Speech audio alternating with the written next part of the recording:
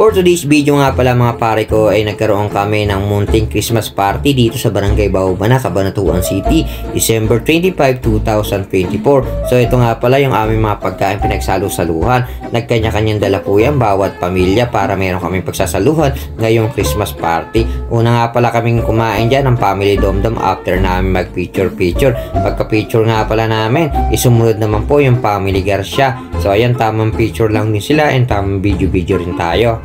After nga pala namin picturean at videohan ang Family Garcia, sumunod naman po ang Family Gomez ng Aliaga, Nueva Ecija. So ang mother nga pala dyan si Tita Nora. So ayan, tamang picture and video lang tayo rito. After naman po nila, ang sumunod naman natin na bibidyohan at pipicturean, syempre ang family paron. Eto syempre si Tita Emi, ang kanilang mother po rito, kapatid din ni nanay.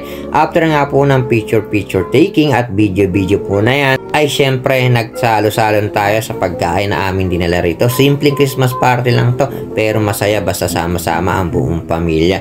So ayan, ito nakita nyo naman, ito kami lahat at minsan lang din kami nagkita-kita, kaya tamang kwentuhan at minsan lang din to sa isang taon, kaya baka maulit pa ulit to next year. At syempre susunod is paghahandaan natin at lalagyan natin ng mga ilaw kaya medyo maliwanag. Syempre baka may mag-sponsor naman dyan. So dito ko na lang din tatapusin yung aming video. Maraming salamat. Merry Christmas!